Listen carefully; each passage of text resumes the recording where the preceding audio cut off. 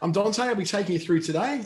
Just in case you're wondering who I am, this is who I am. Hi. I'll reshare that screen so we can get back on with it. It's a big topic we're going to cover today, and it's important to know that this is an overview. This is not everything to do with SEO. We're not going to go deep into very highly technical parts of SEO. This is for you to get an understanding of what it takes to get ranking on Google, and also to really get an insight into the things that you can do and the things that others will be able to do for you with a little bit of help and maybe a bit of cost too.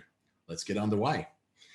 This quote here is from a very good guy called Simon Penson, who is a very big on marketing and digital marketing, and particularly big when it comes to SEO. And he said, marketing has never been about keywords. It's all about people. And we can tend to get very stuck on the keywords part of it, or trying to get our audiences right. But when it comes down to it, creating a website and an online experience, whether that's on social media or on your own properties, is all about creating an environment that's good for people. Because it's good for people, it's going to be good for Google as well.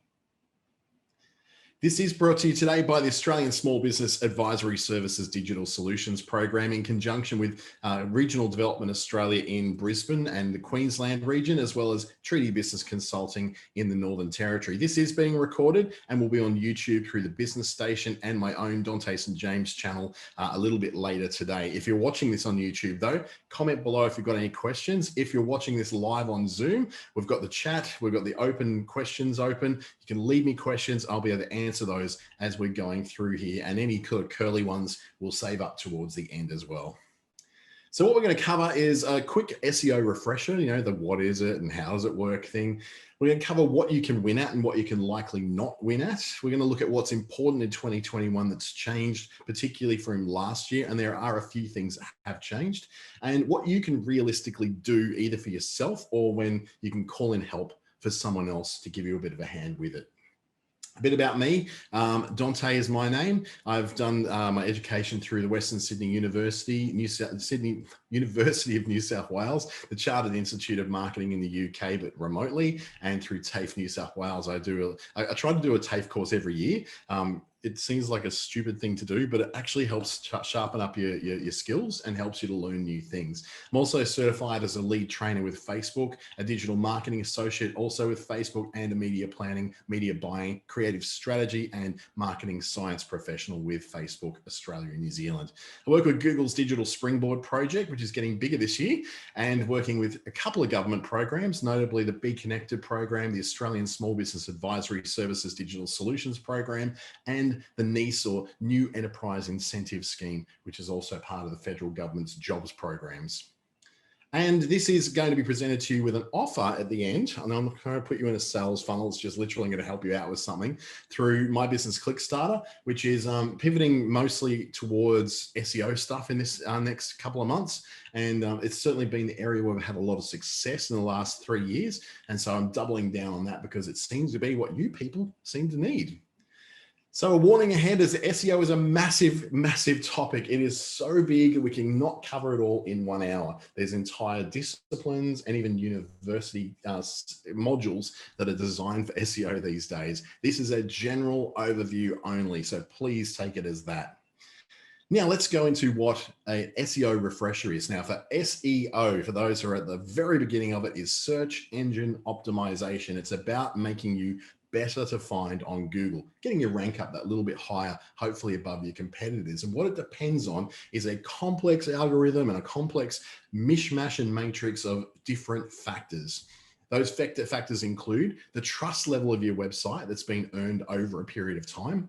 It depends then, and in order of these things is in order of the size of the orbs. The bigger the orb, the bigger the weighting factor on that. Then it looks at how popular your website or your page is. Now that is a very important factor, but on its own, it can also not be that important when you don't have all the other stuff in there. It also got to do with the number of and relevance of links that are coming back to your website or your page. So they're doing it in, I just have to sneeze, sorry. It's gone away. It looks like I looked into the light above me and it was all better. You also look at the number of and the relevance of links to your site and your page. So whether they're good quality links that are coming in from good quality places and they're relevant to what it is you're doing rather than just spammy, scammy kind of stuff. But then it looks at the quality of your site's optimization, how your page is indexed to be able to be read by people and also to be indexed and read by Google itself and Bing and Yahoo and all the other search engines. Although we've got to really say that with 94% of market share in Australia, it's Google all the way. And the quality of your domain registration and web hosting is an actual factor. The cheaper the hosting you're having, the cheaper the registration you're having, the more problems you're going to have in the future. And also performance of your page for visitors. Now, this performance factor is actually going to come up very soon as an increased factor. It's going to become much, much more important. And then, of course, there's your social media links, your mentions, and your reputation that come across to form an overall picture of whether you're a business that can be trusted and the business has got some sort of credibility and some sort of authority. Now, the things that you can quickly control, okay, they're including things like the number of and the relevance of backlinks. You can go and buy backlinks. You can go to Reddit or go to Quora and put a whole lot of extra stuff in there.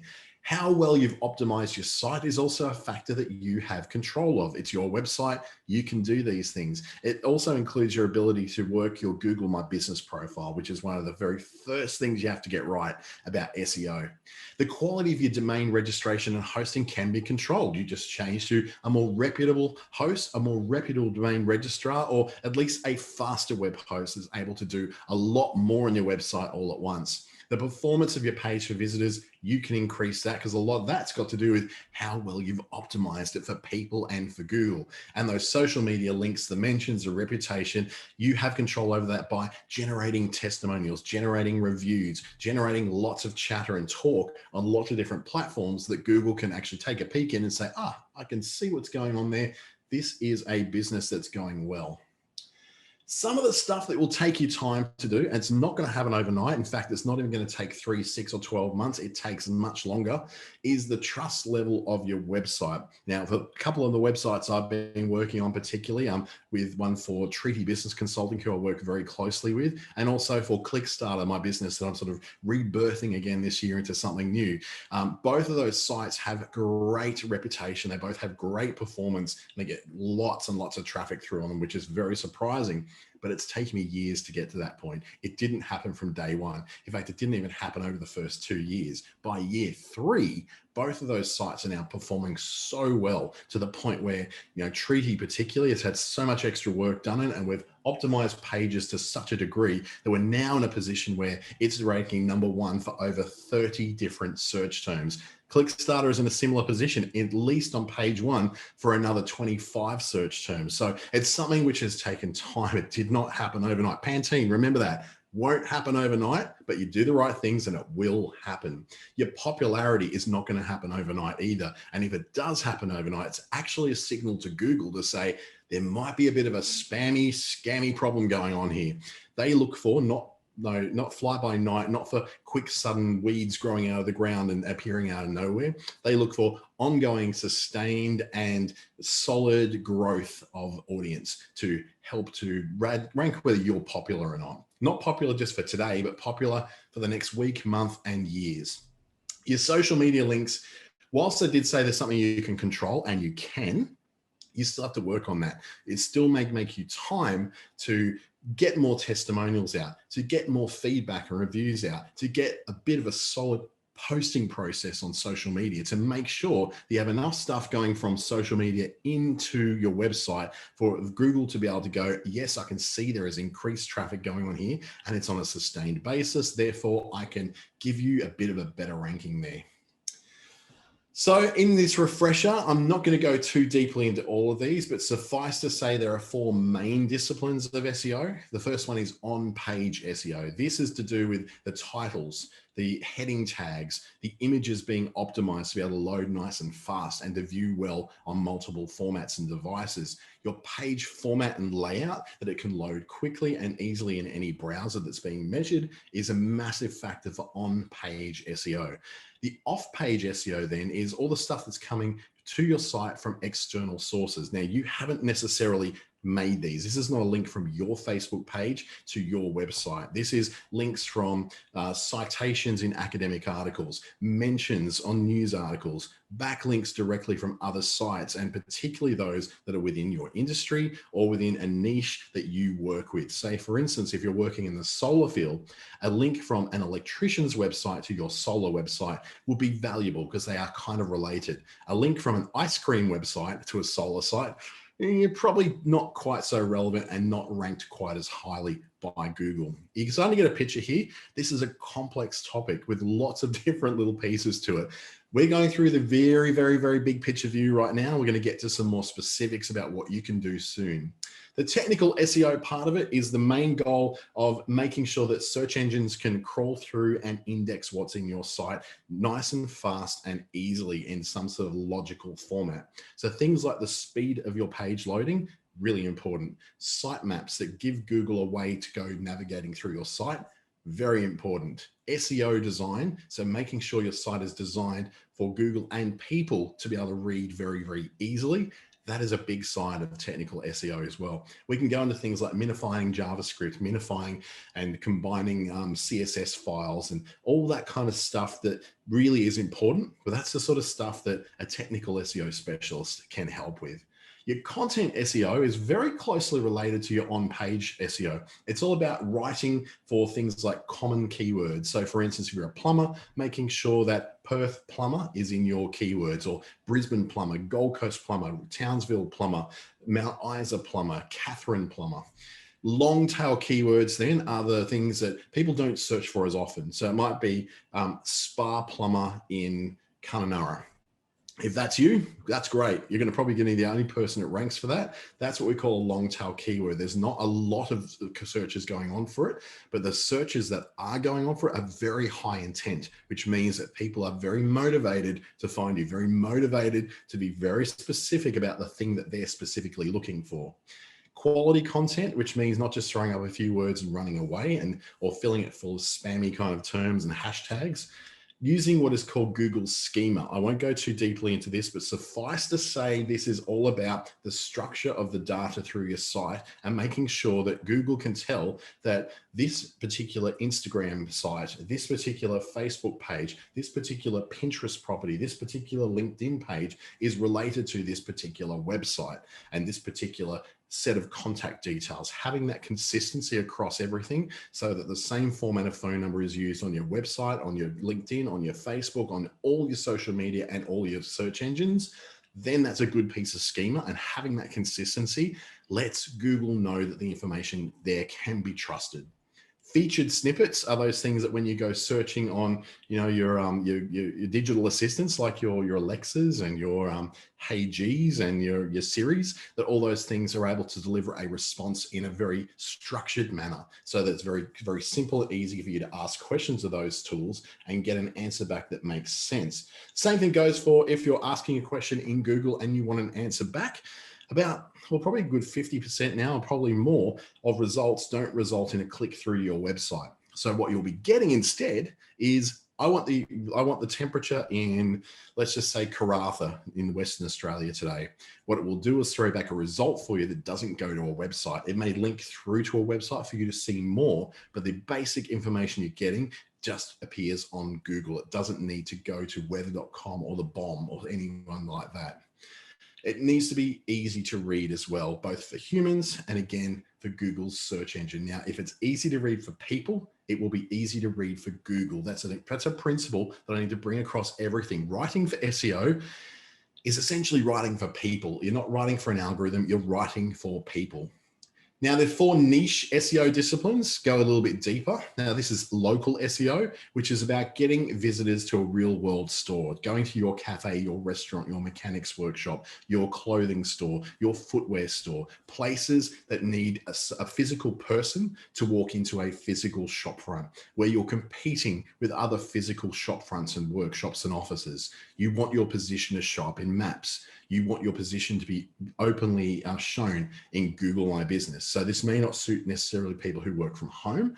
This is more about physical businesses that need locals coming to them, and they're only really interested at this stage in serving a local customer. Mobile SEO is, again, not a different type of SEO on its own. It's very closely related to, to technical SEO, but also very closely related to on-page SEO as well. It's all about making your site mobile friendly, fast to load, simple to use, not cluttered, sometimes showing that your website has a completely different layout on mobile than what it has on a desktop environment, so that you've got buttons rather than links, things that make it really simple to use on a phone when you're outside and the sun is shining on you and you can't quite see everything correctly.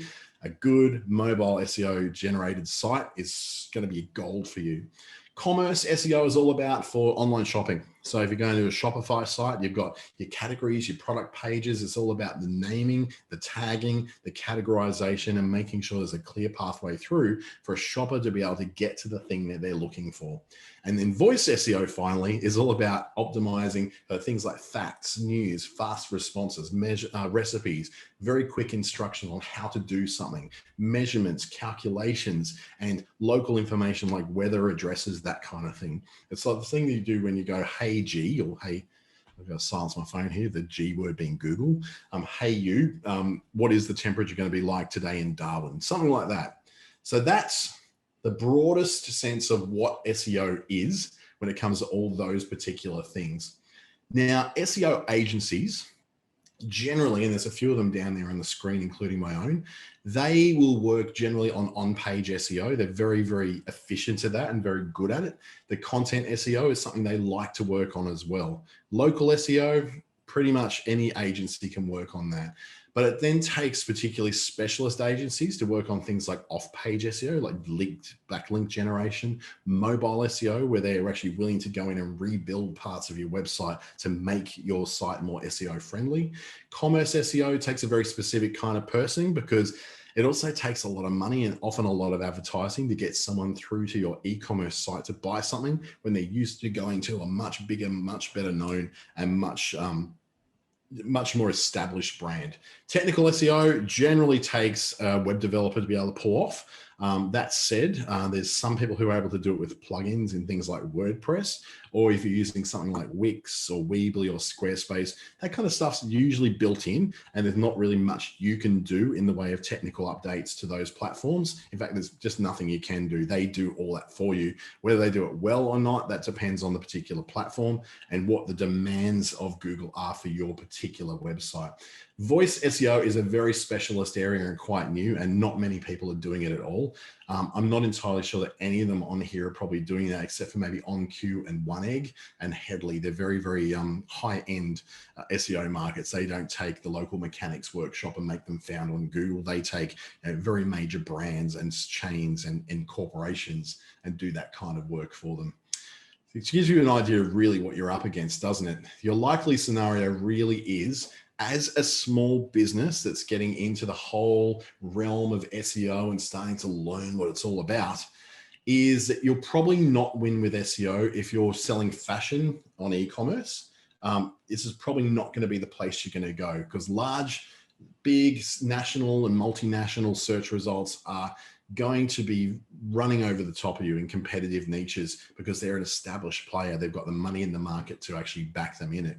Things like trades and services in larger cities, it's going to take a lot to win that. And I include things like being a lawyer in that one. One of the biggest paying search terms on Google Ads in Australia is divorce lawyer. And that in places like Sydney and Melbourne, they're paying up to $300, $350 per click for someone to get in there, because the money you can get back from a divorce is probably really good. So that they're willing to pay that much to get that person in there and to get those higher value responses for those who just want efficiency and want to just choose the thing that comes up first on Google. Those of us who need to shop around a bit more because we're a bit more price sensitive, we tend to go a little bit further down those search results, or we don't try to search across, say, Perth. We try to search just within our suburb, let's just say Joondalup or Carramar or Wembley Downs, anywhere like that. You just go for that very specific locality and just go, I'm looking for a lawyer who specializes in divorce in this particular area. So you may be able to win with that, but generally over a big city, you're probably not going to win. General retail stores and e-commerce trying to advertise to a whole city area or a large regional center on their own may not win when they've got 30 competitors for them. So plumbers, electricians, mechanics, workshops, I'm kind of talking to you. Gift stores, probably to you as well. If you're in a large regional town or a big city, you're probably not going to be the person who wins at that using SEO. There are other ways to win, just SEO is probably not going to be the one for you.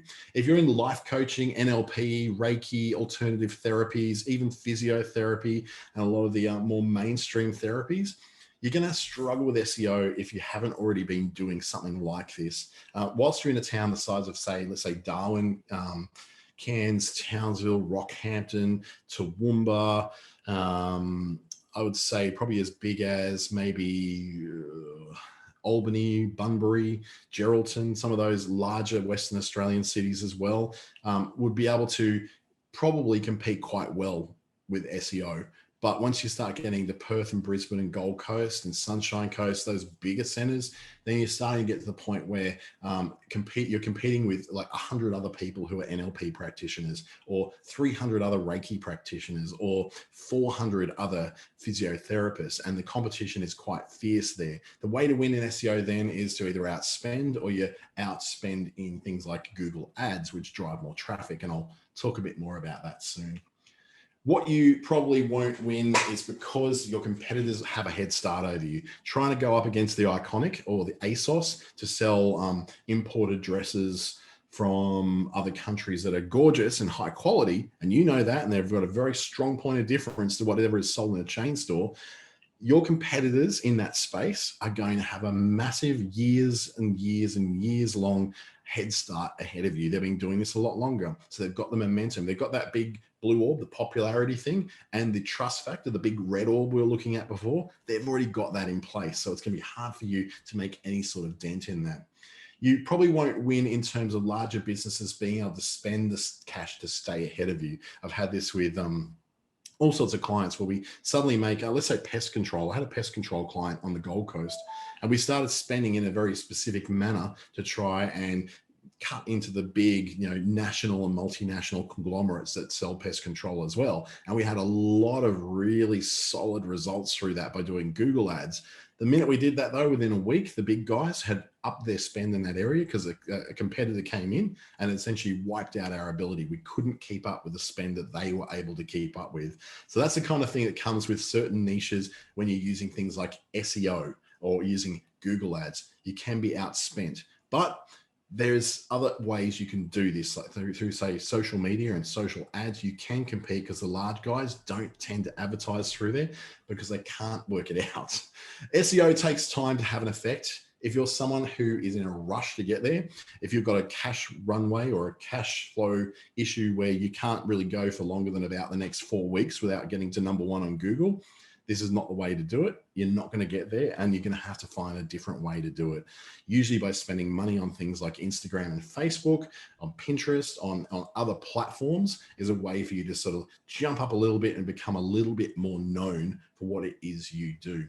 SEO does take time. If you're going to invest in SEO or someone to do SEO for you, it's not a sprint, it's a marathon. It's not a campaign. It's actually a way of conducting business over a long period of time. And you'll find every corporation, every even mid-sized company that's operating in a competitive market or competitive style or niche are somehow working with someone with SEO to ensure that they've got everything in place that's going to make them competitive for the natural, organic Google results. Where you may possibly win is where people are searching specifically for you. They're not looking for a plumber. They're looking for AJ's Plumbing. They're not looking for a gift store. They're looking for home in the Westfield at Helensvale. They're not looking for a cafe. They're looking for Zarafa's drive-through cafe in Loganholme. They're looking for a very specific brand in a very specific location. If you can optimize towards that and people know who you are, and it does take time, you need to work on getting that brand recognition. That's why all the branding people are so popular right now, because this is your way. You want to get people searching for you directly, not looking for what you do. For instance, you're looking for red shoes. every retailer who provides red shoes, from Mathers to Betts to Stomp Shoes and every other area that sells red shoes, they're going to be coming in over the top with you, as well as everybody who sells it online. What you want to be found for is Ruby's Red Shoe Shop or something like that. Or you want to be the local provider and you go, well, don't be looking for red shoes at, and then the name of your particular store. The better your brand cuts through, the easier it is for not just Google to find you, but for people to find you. If they're looking for you, they're not actually looking for anyone else, and it cuts all your competition out of the picture. Search is what you do in your local area. Now that can be a really good one. When I say local area, I'm not talking about Brisbane. I'm talking about Woodridge. I'm not talking about Perth. I'm talking about Subiaco.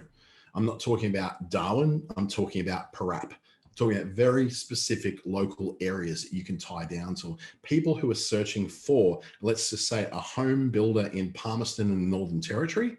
We want to find them. That's a very specific search that you can optimize for as being a home builder in Palmerston, Northern Territory, or a home builder in Rockingham, WA, or a home builder in Springwood in Queensland. They're all the options that allow people to search very, very specifically in a very specific place where you're much more able to compete to be in that search result, as opposed to home builders in Brisbane, home builders in Perth, home builders in Sydney, Melbourne, Adelaide, Gold Coast, those kind of things. They're very broad searches, and the big guys love to answer this call for a broad search. You've got the opportunity to win in very narrow, very niche searches. There's not a lot of them. There's not anywhere near as many of them. That's what we call the long tail, because if you draw like a chart which sort of fades out from the top, where it's very wide, down to the far right or far left, and a very narrow set, very few people are searching for it, but the searches are very, very specific and very high value. If people are searching for a new product or a new service with a name, particularly if it's something which you have, you're the leader in, you're the opening person, you're the first person to provide it, that can be really, really good for you because you've got in there first, you've got a presence online first and advertised it and promoted it first. You have the first mover's advantage. And things to do and experiences in your town. Say, for instance, you're looking for reef charters in Cairns. Whilst there's a lot of reef charters in Cairns, or a lot of reef tours in Cairns, there's also only so many of them. So that it's much easier for you to appear in those search results, because you won't be up against reef tours, say off Magnetic Island in Townsville. You won't be there with, island tours off Bundaberg and the Fraser Coast. So what you may possibly win in is because you've chosen a well-known brand to work with, and you've done work over the years to ensure people know who you are. A well-named and well-chosen name is very easy to find on Google, which is why I chose Clickstarter, because no one else seems to be using it except someone in England, I think was. I think someone in Denmark was, but no one in Australia was using it. So it was something which was really easy for people to remember. And I did things like very early on, did TV advertising and Facebook ads to make that brand be very aware out there. Now people just find us directly.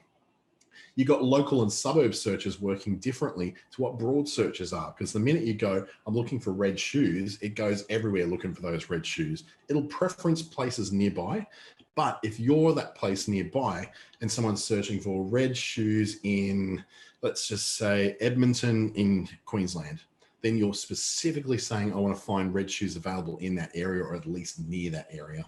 The first mover's advantage is when you're the first to come in with a new product, you're the first to sell it, the first to promote it. It could be a new multi-level marketing scheme that you're the first on board in your area. It could be a new idea or invention of yours. Then you've got the natural advantage. You are going to be the first person to hit that.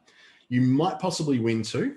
Like I said, in the Cairns Reef tours, you might win in something like that, or accommodation in the Atherton Tablelands, or accommodation in Catherine NT. There's only so many providers in those areas. So therefore you can shuffle in and out of those other people, no matter how big they are, quite easily, as opposed to accommodation in North Queensland, which takes in multiple cities, everything from Mackay, Rockhampton, or not so much Rockhampton, maybe Mackay, Townsville, Cairns, and then inland to Mount Isa even, or places like Emerald, maybe places that are far afield from where someone's searching for. The search parameters are much more broad. You want to be able to win at things that are very, very narrow. The cafe that's in Alice Springs, a roadhouse in Tennant Creek, stuff like that. So that's the overview of what SEO is, some of the things you may be able to win at, and some of the things where you're probably not going to win using SEO using. What's important in 2021 is a few factors that Google have said, okay, these are the things that we're focusing on right now. Now, these ones are always going to be important. And if you want to rewatch any screen to figure out how to make your website better or your profile on the internet a bit more Google oriented, this is the one screen to screenshot. This is the one screen to be going back to when we watch this on YouTube later on.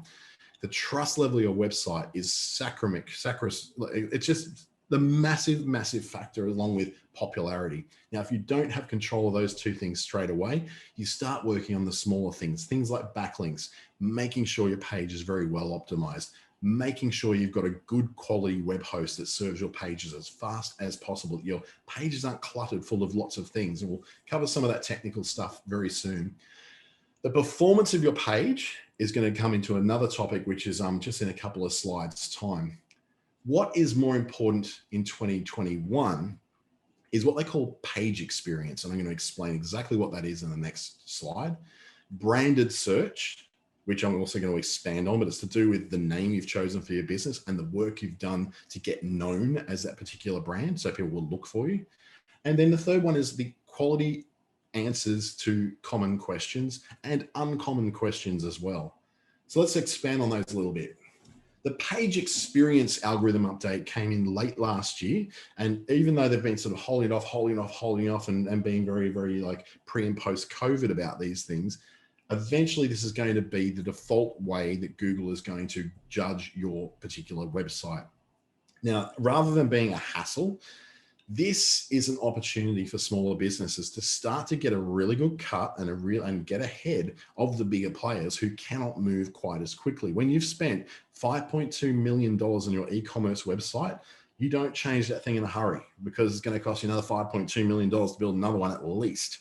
And that's in today's money. If you built it 2 years ago, it's probably going to be $7 million now. But in your case, you've built yourself a little $1,500 Shopify site, or you've spent $5,000 on a grant and got a Shopify site or a BigCommerce site or a WooCommerce WordPress site. What you need to be able to do is make that page, every single page on it, easy to use and navigate through to what people want to get to.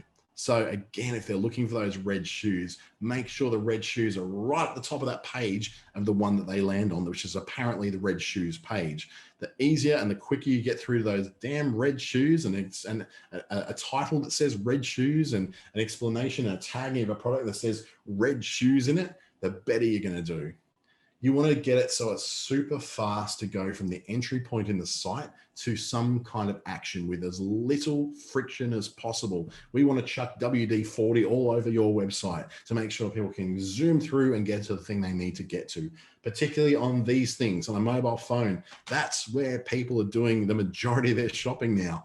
I find it myself. I'm sitting there flicking through Amazon and eBay and even local suppliers and ordering food all on my mobile phone. Very little of it's happening on my desktop now. This is a place for work. My life happens on this thing. And that's very much reflected in most website users these days.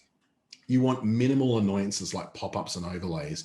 Now, I know that conversion optimization specialist, that online coach guru was telling you, make sure that every time someone leaves your page, pop up a message and say, sign up for my newsletter because you need those email addresses. Yeah, that's fine. But don't pop it up on every page. Don't pop it up every time someone visits you. It's annoying. And the more annoying, Google has an algorithmic measure for how annoying your website is. If I am trying to read something and then I just sort of shuffle my mouse over and it generates somehow a pop-up to go, oh, before you go, do this. I'm annoyed by that because as soon as I close that, it's like, oh, actually, they didn't really need to do that. You've just annoyed them, rank down. So all those sort of pop-ups, things like videos in the background, things that are taking up all the space on the screen, overlays that are very hard to close, all those sort of annoyances, they're going to come up against you. They may help with your conversion rate for the minute, but over a period of time, they are going to cause you big amounts of trouble. They're going to make it so that you're not able to get through and achieve what you want to achieve through your website at all. So how do we address page experience? Rather than concentrating on building a new website, you can work with a website you've got, but create within your website things that we call landing pages. Now, a landing page is a very specific page for a very specific purpose or a very specific product. You don't necessarily need that landing page to look like the rest of your website. They often work better when they don't link to the rest of your website and don't have the same header and menu as the rest of your website. And they have a very direct call to action. A good experience of a landing page is, yes, the text on this page answers the question I had. Yes, that photo is matching what I want to do with this website. And yes, I want to buy now and click on that, or book now, or download menu, or connect to our social media properties. A good experience is very easily measured by Google, and it's going to be more increasingly done through these landing pages. Landing page is a whole other deal, and I can do another webinar maybe in March that's going to cover that in a lot more detail. But for now, just keep that idea in your mind of creating landing pages for the specific actions you want people to take on your website. Removing all the clutter. So if you've got video backgrounds, they need to go. They are not helping you sell anything. They just, designers love them because they're designers. They really love to have all that sort of stuff. So remove that kind of stuff. A question here from Kylie saying, is it good practice to have a landing page and a blog instead of a website if I have one product? Well, if you've only got one product, you're probably just going to have a very small website anyway with a blog. So your homepage essentially becomes your landing page. You want to get rid of all that clutter out of that thing and make it all about converting to what your product is. So every page, your blog needs to have lots of calls to action through it. If you've got a 700-word blog, every 200 to 300 words, you should be putting some kind of call to action in there saying, book me now or buy now, something like that. So yeah, definitely just simplify down that landing page, that home page, so it becomes a landing page of sorts that happens to have a blog connected to it. Your blog is supporting your sales. Your website's not there to support people reading your blog. That's the kind of the way I look at it. Things like slideshows. I know you've got a lot to say and your business has a lot of wonderful things about it and you want to be able to show all the different facets of everything you do. I hate to tell you, but no one cares. They honestly don't. They're there at your site to achieve a particular objective. And that objective isn't to learn about how wonderful you are. The objective is to get done the thing they need to get done, which is get your phone number, fill out a form and contact you, see what your product is to see if they want to buy it, and then get out. We're not trying to create massive experiences for people as small businesses. We're trying to create a place that says, here is here's the goods. Here's what we do. Great question for Jeanette saying, should I have a video of me chatting about what I do on my homepage? You can do that as long as it's not embedded in your website natively, so that every time someone loads that page, the video loads as well. Using something like Vimeo or YouTube to embed that in there is probably a lot more helpful to you than that. But what I would say is that your video can be on something like a landing page. If that landing page is and it's connected to a campaign on Facebook, for instance, you're going to add on Facebook, which says, here's me chatting about what I do to help businesses achieve X. Then people expect to click on that link, go to a page and see a video of you chatting to someone about how you help businesses do this thing. That's expected. So what you've got to think of is, what is the intent that someone has when they land on your website? If they land on your homepage, where are they coming to your homepage from? Is it from Google? Is it from a Facebook ad? Is it from you putting it on your business card? If it's from the business card, the intent is going to be that they're looking to book something with you. If it's looking from Google, the chances are they're looking to book you. If they're coming from a Facebook ad though, they're in what we call the top of the funnel. They're looking at very much early in the customer journey. So you've got to decide whether your homepage is the place where people come to when they're early in the journey towards you, whether they're halfway through and they're now comparing you to other people, or whether they're at the point of wanting to book you. And this is the difference between landing pages. A homepage, I think, also always should be pointing towards what exactly you do and how to engage you. By the time that someone knows you well enough to know what your website is and your web address is, they're coming to you, they've got a fairly strong intent to do something with you. So in your case, a video of you chatting could be very valuable, but back it up with some text that also explains what that is. A landing page on Facebook, and where else can I use the landing page? Insta or Pinterest. So the landing page is still on your website or on your web hosting, but you would use them for different purposes. Say, for instance, I got a first line of ads on Facebook. This is a great line of questioning, by the way. First line of ads on Facebook. That Facebook ads were going to letting people know basically the value of interior design, right? So I'm not looking to convert them into a customer yet or a client. I'm just saying you should know the value of interior design. You could have a room that looks like this if you do it yourself with IKEA, or you could have a room that looks like this, and you're showing how the value of what you do. You're getting people basically interested. You might get 100 people come through and click on that ad to find out more about the value of interior design. Then you would use something like Facebook retargeting or even Google remarketing, which looks at the little code that's on your site and says this person has engaged with this video that I showed, or this page that I showed on my ad landing page. Send them a new ad now, which points them then to a new landing page. That second landing page isn't about the value of interior design. It's about, well, we know you want to do interior design. Here's what you get when you engage me. So a very different intent. The intent isn't curiosity. The intent now is they're shopping around for an interior designer. And then you may then retarget that page again and people who visit it with a new ad. And that new ad will then say, now you want to engage an interior designer. Here, do it now, because I've got an offer or a deal on right now that will be expiring at the end of the month. So that will be at the very pointy end of conversion.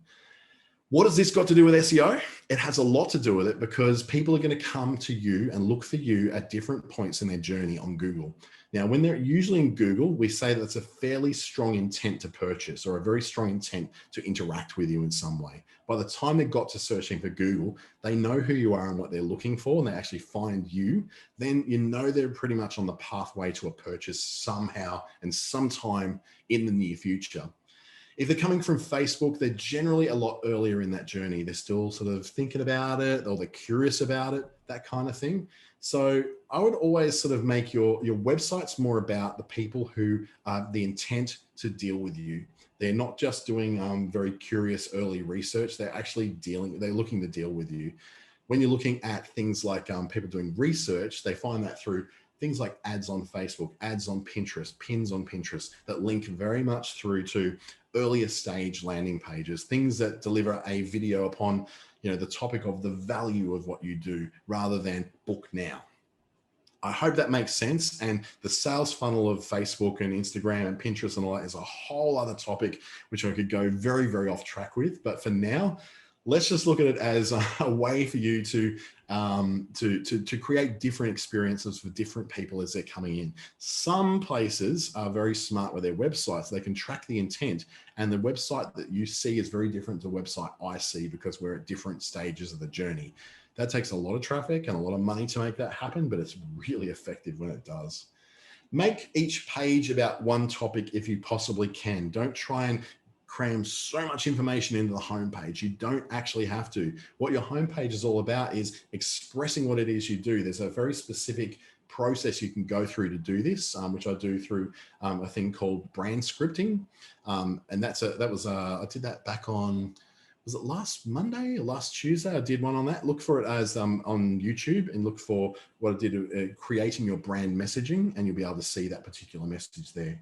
And you want to reduce the marketing bloat, things like the pop-ups, the chat windows, all those sort of things. Reduce it down to the very bare minimum so people can get to what their intent is, which is to book you, research you, buy from you, whatever it is their intent happens to be very direct towards it. Now, this one's probably fun for everyone, because you find this is the place that you can win the easiest. And this is called branded search. Now, what we found was in the last year, during COVID particularly, that branded searches increased by 27% in 2020, as opposed to non-branded searches decreasing by 22%. I've got a bit of a slide coming up that explains that in a bit more detail and what it actually means for you. In an uncertain world, we look for the things that we can trust and the things that we can feel good about.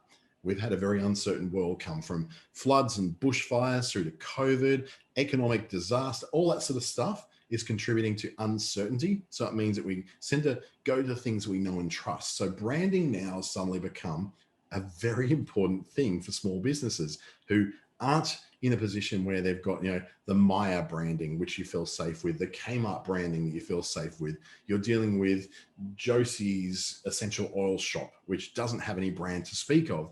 So how do you do that? Well, you've got to go through a process of brand design and brand building. And that's going to become a very important thing for small business to do a little bit further down the track. But just understand it's much easier for someone to find you on Google if they know the name of your business. If they don't, it's going to be harder for them to find you on Google, and you will get lost amongst all the other results for people that do the same thing as what you do. So how you do the brand thing is that you don't just rely on SEO. SEO is not the magic silver bullet that's going to make you make $1 million. It works with other stuff. So you've got advertising to make sure your brand gets in front of many people. Remember before I said to you, I bought a short run of TV ads for about 3 months, which is quite short apparently. About 3 months of TV advertising. I'm about to do it a little bit later this, sort of middle of this year as well, to top it up, so that people know what my brand is and they recognize it, so that when they come across it on a general Google search for what I do and they find me, they feel like they can trust me because they've heard about it before. That's a very real thing that people do. It's kind of crazy. Social media is a great way to grow your brand, and probably the cheapest way to do it, through ads, through posting, through building communities and groups. It's going to take you time to do that. It's going to take you attention to do that, but it does work, and it works quite often faster than what you'll get out of things like TV and radio and outside of home advertising like billboards, bus shelters, and backs of buses and taxis. You need to have a very clear message with branding. An easy to remember brand name, a slogan that makes sense, an easy to remember message, so that people go, this brand does this for me, and this is how they do it. You want that sort of memory in their heads of what when they see a brand, they know exactly what that means. When I go Bega cheese, you know exactly what you're getting. You're an Australian owned cheese that's probably made out in the Bega region of southern New South Wales, right? The same thing goes with your brand. You want to have some kind of control over what people think about your brand when they come across it, because it's so much easier to search for your brand name, if it's a good brand name, on Google than what it is to search for what you do in the city you do it in. And you want to associate your name with something to what you do. Clickstarter is what I chose because it literally is about starting the process of people clicking through to your website.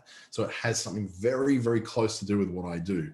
Doesn't necessarily mean that you then cannot have like a local indigenous name. It can be really good as long as it's then tagged with what exactly it means and does.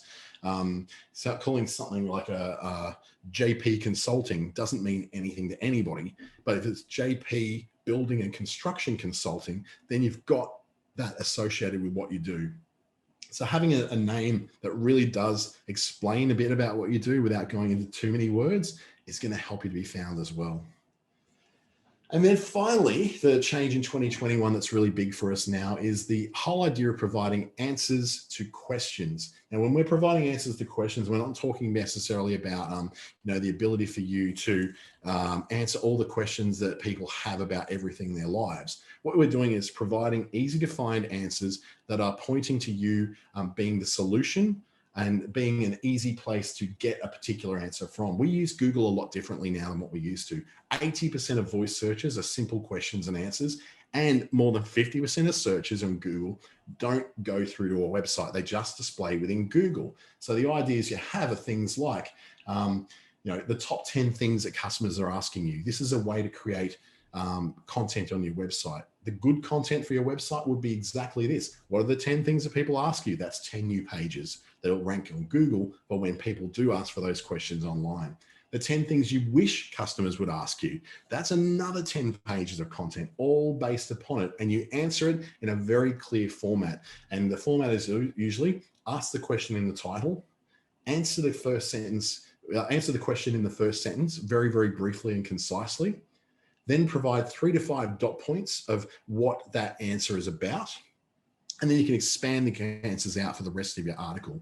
Now, you don't have to write 3,000 words to be ranking on Google for each of these things. You can do it in 250 to 300 words, which when you get going is actually not that many words at all. You have now 20 new pages full of answers to the questions that people in your area or people who are looking for what you do are asking. You're already setting yourself up to be well ahead of everyone else. There's a technique about this to write with. I do have a webinar that I've done as well before. If you look through the business station ones, you'll see how to write for conversions is a particular one. You're able to do that. How you incorporate these sort of things into your website is through pages or through your blog. Your blog can simply do this as well. I like to do them as what you call hidden pages. So thanks to UpperReach for that. I do these definitely as hidden pages because what I want to do is ensure that I've got the ability to be able to let Google know where they are. But when people land on my website specifically looking for me, they know exactly what my web address is. I want them to find it, my website, in the most pristine condition possible. I'm not looking to answer a question to someone who's not actually asking that question. But on Google, they're asking that question. Get them to the page on my website directly that answers that particular question. So that's a very specific format I won't go too deeply into because I know we are running out of time.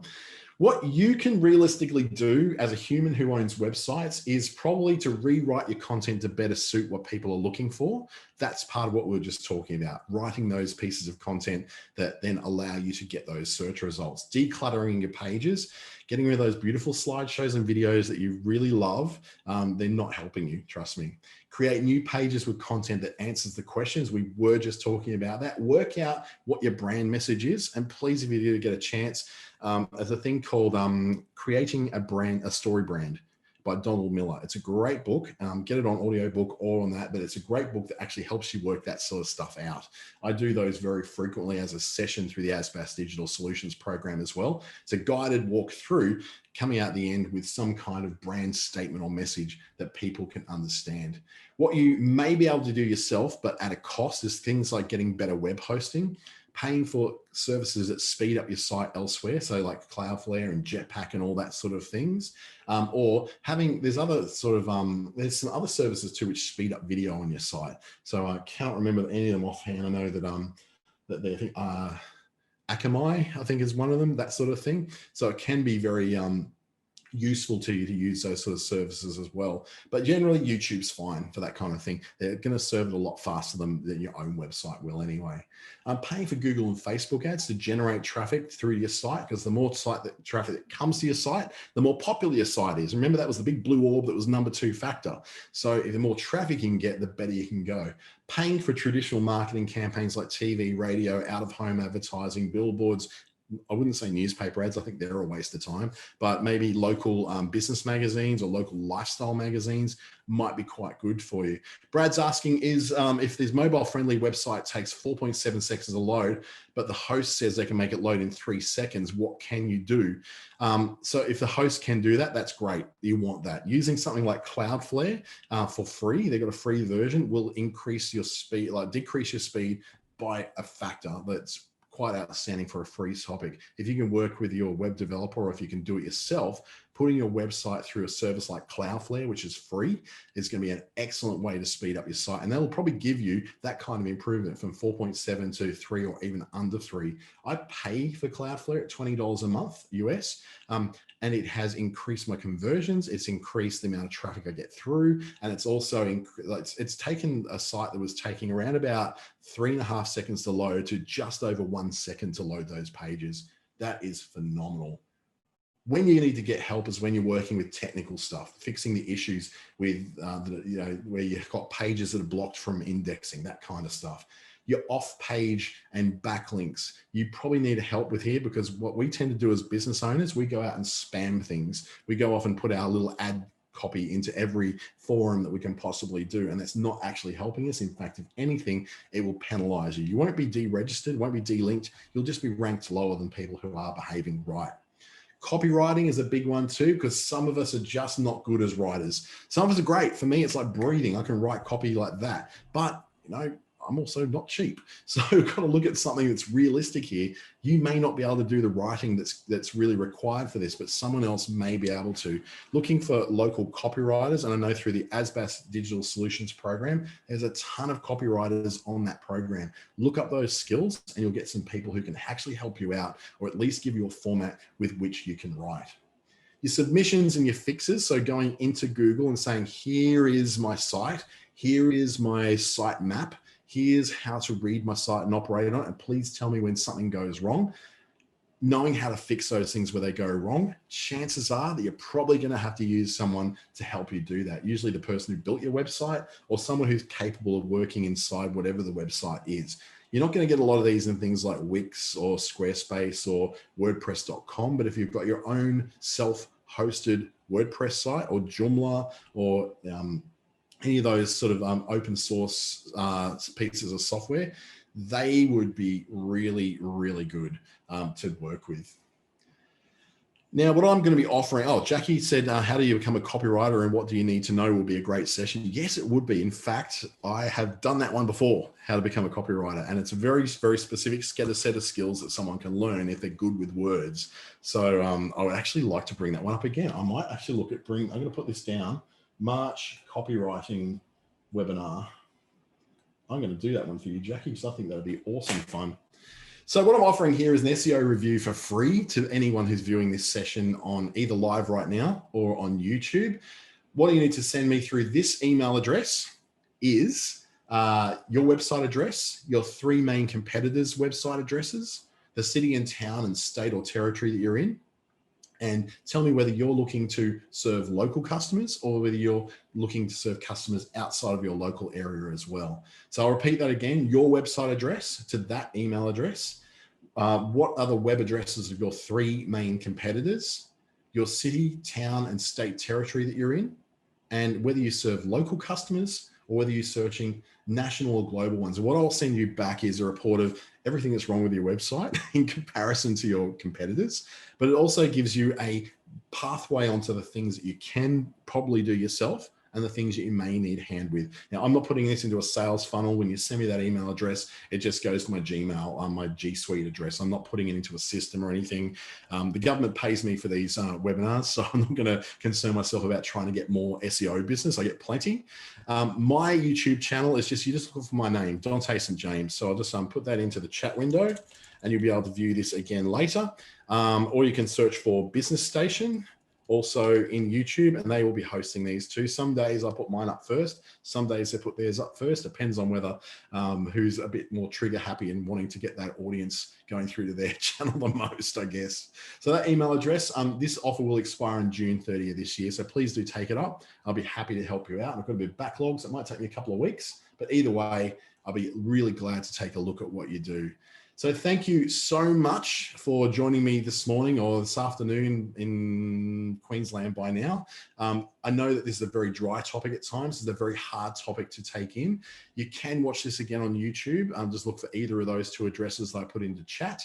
Or please feel free to reach out to me on that too if you want a little bit of advice on which direction you should go to. I'm also available for booking on the ASBAS Digital Solutions program, but you can't find my name in there. So you'll have to look for ASBAS Treaty Advisors. I'm putting that in the chat. If you look for that or just Treaty, you'll be able to find me. I'll be one of those in there. So they'll be able to bring that through to my particular channel to address for you. Thank you again. Have a great week and keep on trucking because it's a really, really awesome world to get into SEO and you can win just as long as you pick your battles correctly.